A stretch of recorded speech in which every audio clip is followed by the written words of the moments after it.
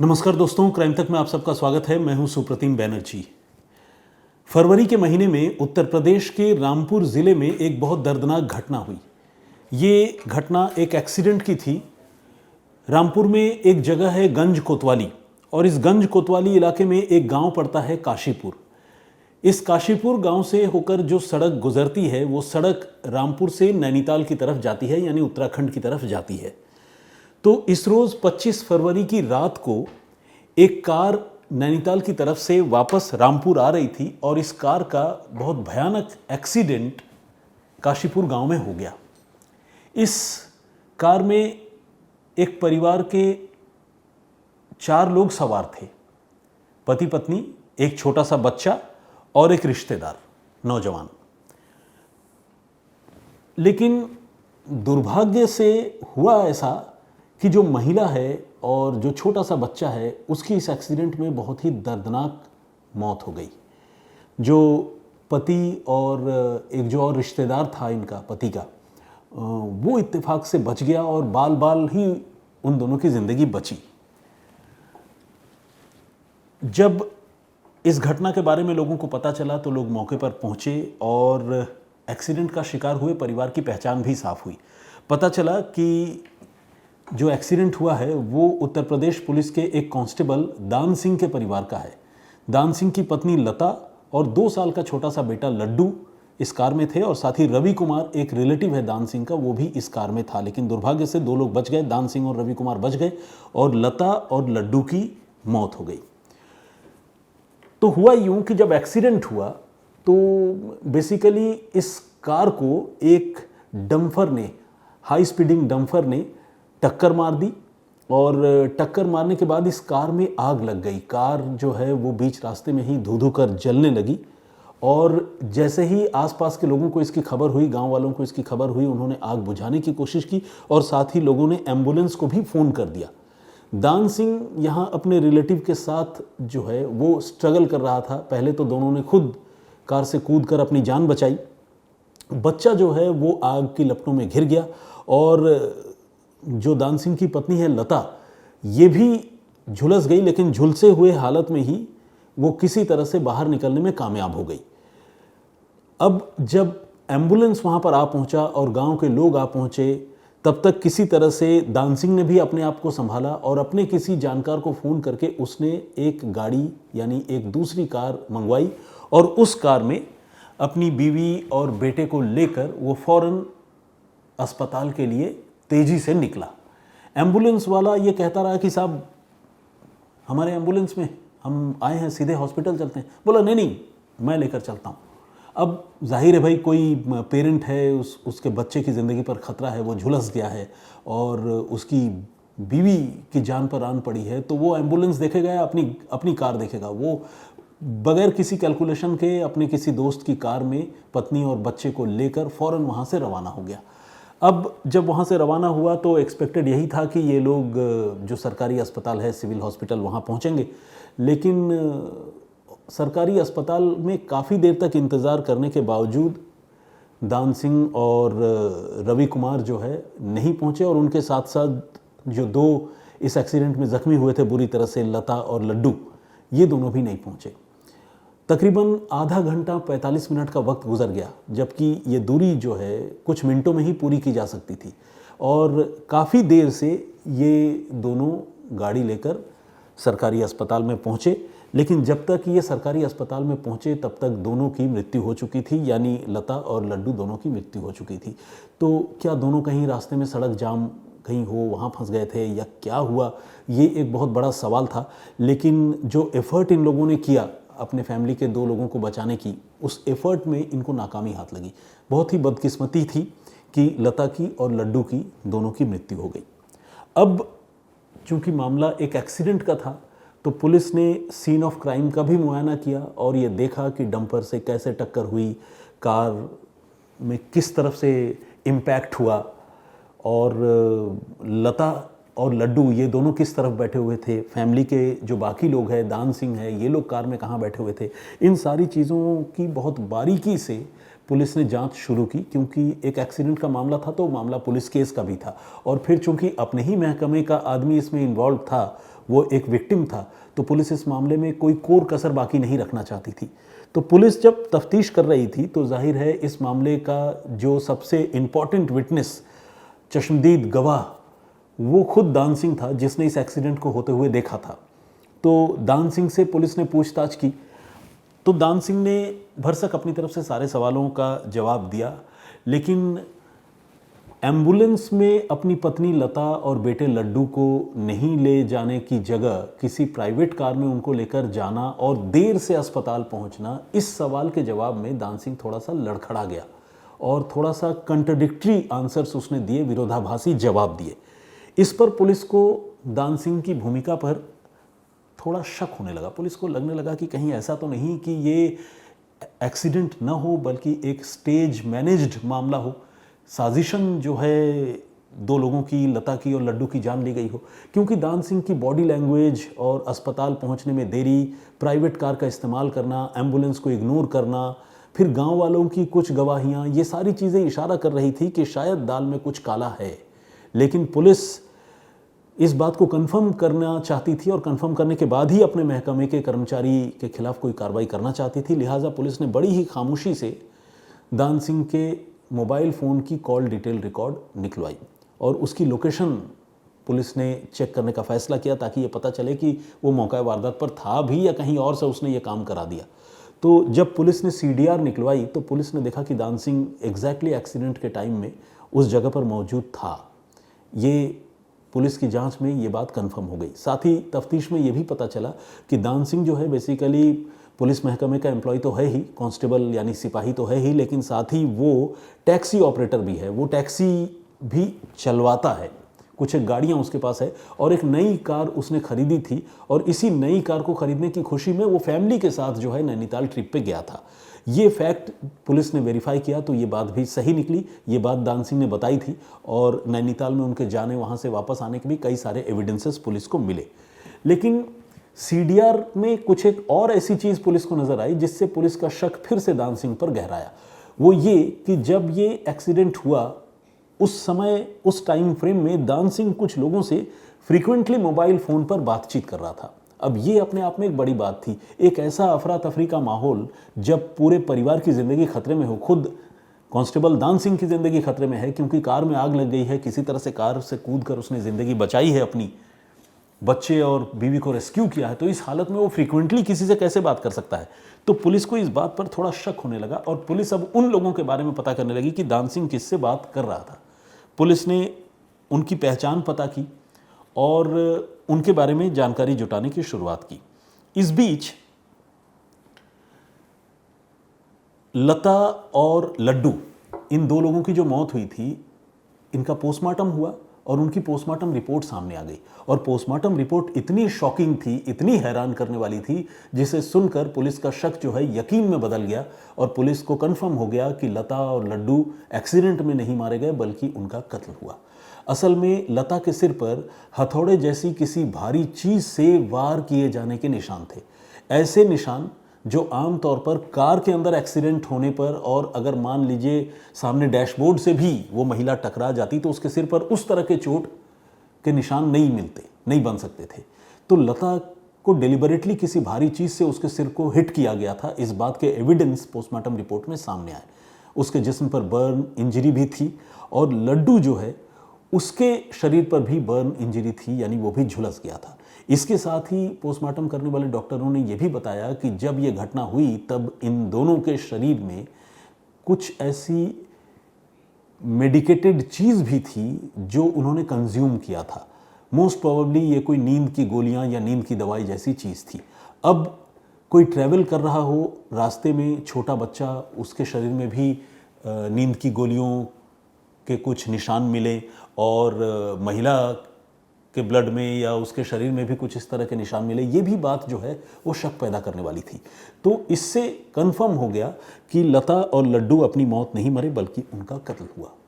अब पुलिस को सच्चाई पता करनी थी। पुलिस ने दान सिंह को तो हिरासत में लिया ही, जिन लोगों से दान सिंह की बातचीत हो रही थी पुलिस ने उनको भी हिरासत में लिया।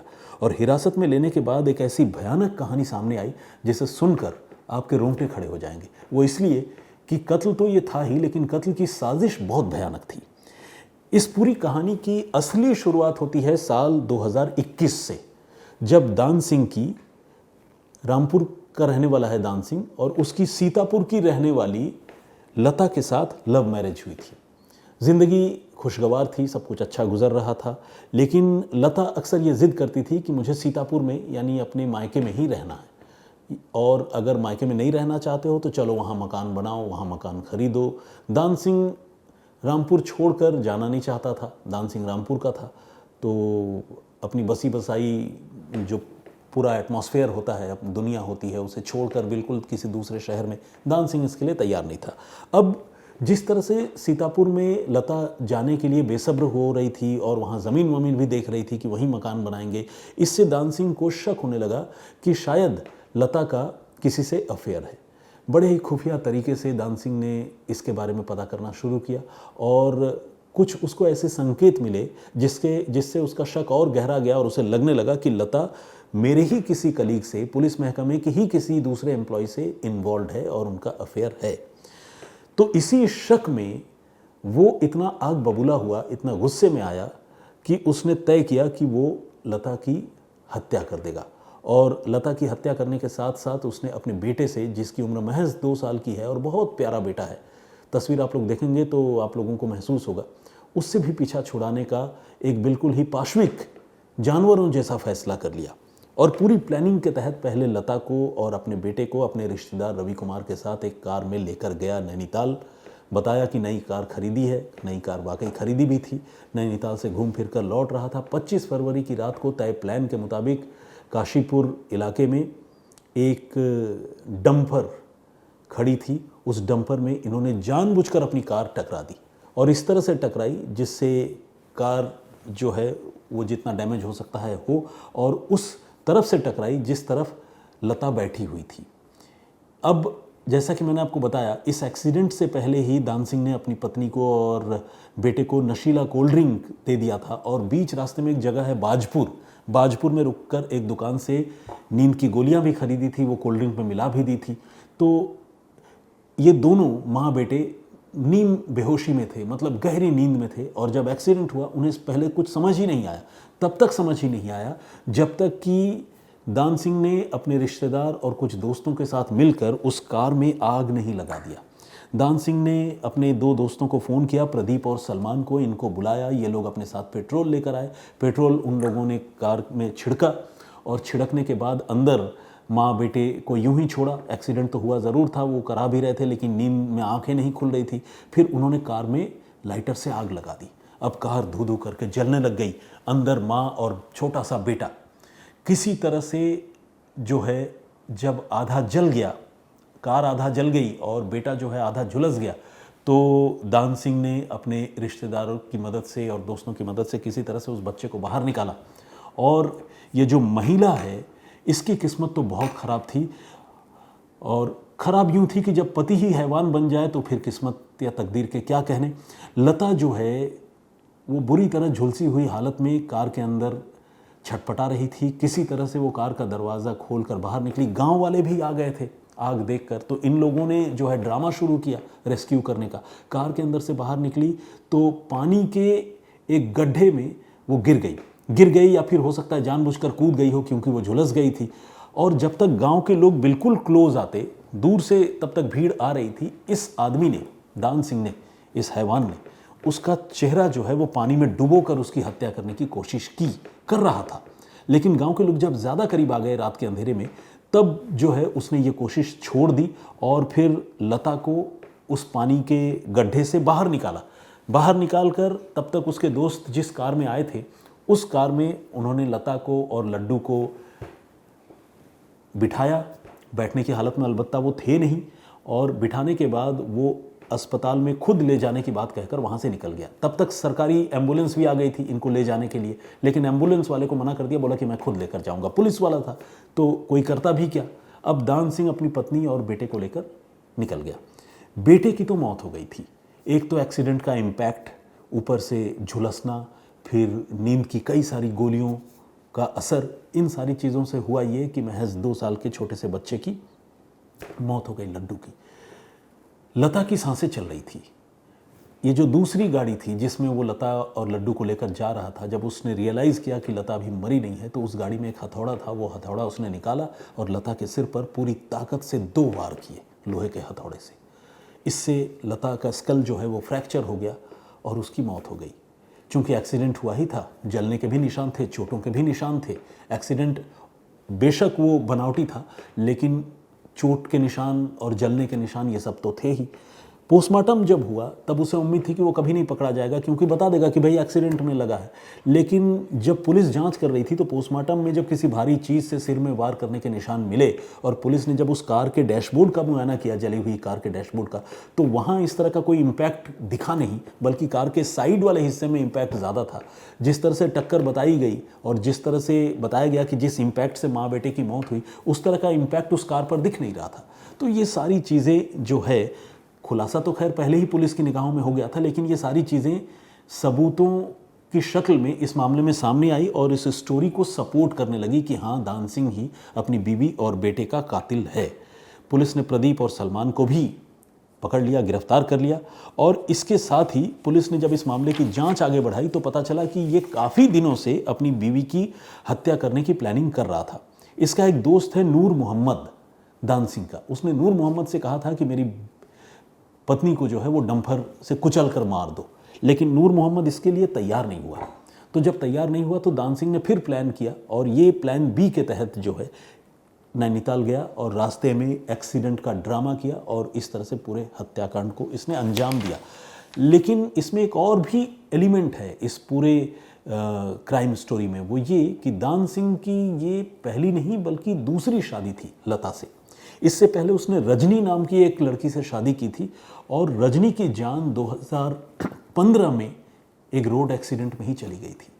अब ये रहस्य अपने आप में है और बड़ा रहस्य है कि क्या रजनी की मौत वाकई एक्सीडेंटल डेथ थी, हादसा था, या फिर रजनी का भी दान सिंह ने कुछ इसी अंदाज में कत्ल किया था। फिलहाल इस मामले की जांच जारी है। कई और लोग इस मामले में पुलिस की रडार पर हैं। तफ्तीश चल रही है। आने वाले दिनों में पुलिस इस मामले में चार्जशीट भी दाखिल करेगी। लेकिन जिस तरह से एक हैवान पति ने शक में अंधा होकर अपनी पत्नी और मासूम बेटे का कत्ल कर दिया और इतनी गहरी साजिश रची, वो कहानी चौंकाती ज़रूर है। आज की इस पेशकश को ख़त्म करने से पहले जो स्टोरी मैंने प्रीवियसली आप लोगों को सुनाई थी उसमें हमने आपको बताया था कि किस तरह से विदेश में रहने वाला एक नौजवान, अमेरिका के पेंसिल्वेनिया में रहने वाला एक नौजवान तकरीबन 40 से 43 साल तक सलाखों के पीछे रहा, उस जुर्म में सलाखों के पीछे रहा जो जुर्म उसने किया ही नहीं था। तो क्या थी वो कहानी?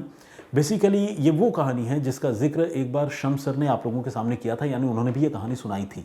लेकिन इस कहानी में नया एलिमेंट ये है कि जेल से रिहा होने के बाद अमेरिकी कानून के मुताबिक उस शख्स को 64 साल की उम्र में, चूंकि वो भारतीय है, तो भारत डिपोर्ट कर दिया जाना था, भारत भेजा जाना चाहिए था। लेकिन इस मामले में वहाँ के अदालत ने थोड़ा सा नरमदिली दिखाते हुए 64 साल के उस शख्स को अमेरिका में रहने की इजाज़त दे दी।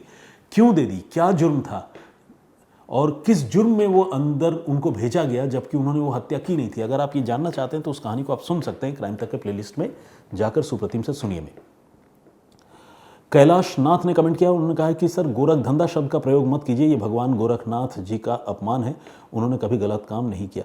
बिल्कुल, देखिए, गोरखनाथ जी तो आराध्य देव हैं, तो जाहिर सी बात है गलत काम करेंगे ऐसा तो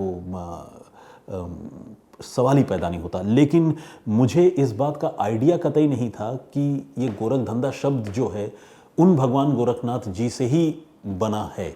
मुझे मतलब मैं अभी भी कंफर्म नहीं हूँ, लेकिन चूंकि धार्मिक आस्था की बात है, आप कह रहे हैं, तो आपकी बात जो है वो सिर माथे पर। आइंदा मैं इस शब्द का प्रयोग करने से बचूंगा। लवली नाम के हमारे एक दोस्त ने, एक हमारे दर्शक ने कमेंट किया। इन्होंने कहा है कि सर, ये कहानी पहले भी आपने सुनाई थी, आप दोबारा सुना रहे हैं। नहीं, मैंने पहले नहीं सुनाई थी, शम्स सर ने सुनाई थी, लेकिन उस समय ये अपडेट नहीं था जिस अपडेट का जिक्र मैंने अभी आप लोगों से किया। ऋषभ मिश्रा ने भी वही बात कही है कि आप पहले सुना चुके हैं। नहीं, मैंने नहीं सुनाई। दुर्गा करकी जी ने कहा है कि सरकार की तरफ से कंपेंसेशन के तौर पर $2 लाख मिली है, बात क्या है? कंपेंसेशन वाली बात तो मुझे एग्जैक्टली नहीं पता, लेकिन बात यही है कि गलत तरीके से, मतलब जिन सबूतों के आधार पर उस शख्स को 40 साल तक जेल की सलाखों के पीछे रखा गया, वो सबूत कभी सार्वजनिक नहीं किए गए। तो सवाल ये भी उठता है कि जो प्रोसिक्यूशन के वकील थे, पुलिस वाले थे, और उन्होंने उस समय जज के साथ ऐसी क्या डील की कि जज ने वो सबूत दुनिया के सामने नहीं रखा और उन तथाकथित सबूतों की रोशनी में, तथाकथित सबूतों के बिना पर एक शख्स को 40 साल के लिए सलाखों के पीछे भेज दिया। गुरप्रीत सिंह लुधियाना से हैं, सैड स्टोरी उन्होंने लिखा है। रेखा बभोर जी ने कमेंट किया, बहुत बहुत स्वागत आपका। कार्तिक धर्मराजन जी का कमेंट है, स्वागत। देगेंद्रा समथिंग राठौर है, दिजेंद्र राठौर कुछ ऐसा है। एनीवे इन्होंने भी कमेंट किया। जगदीश चांडेगड़ा जी रेगुलर हमारे लिसनर हैं, कमेंट करते हैं, स्वागत आपका। K6023 के नाम से है, उन्होंने कहा है कि शम्स जी ऑलरेडी शेयर्ड दिस स्टोरी। बिल्कुल आपने सही कहा प्रांजल, लेकिन अपडेट नहीं था उस समय। अपडेट तो बेशक कल ही आया था जिसका मैंने आप लोगों से जिक्र किया। प्रांजल ने भी कमेंट किया है, बहुत बहुत स्वागत आपका। इसके अलावा हमारे दर्शक हैं चेतना मिश्रा जी, इन्होंने भी कमेंट किया है, बहुत बहुत धन्यवाद। ग्रोथ के नाम से एक आईडी है। और अनिल शाक्य जी ने राधे राधे कहा है। बहुत धन्यवाद आप सभी का इतने सारे लोगों के कमेंट्स करने का। मैं फिर हाजिर होऊंगा। आज की कहानी पर अपनी राय ज़रूर दीजिएगा, अपनी बात रखिएगा। आपके सवालों का जवाब देने की भी कोशिश करूँगा। मैं फिर हाजिर होऊंगा किसी और कहानी, किसी और वाक़े के साथ। तब तक के लिए अपना बहुत ख्याल रखिए, सुरक्षित रहिए। जय हिंद, जय भारत।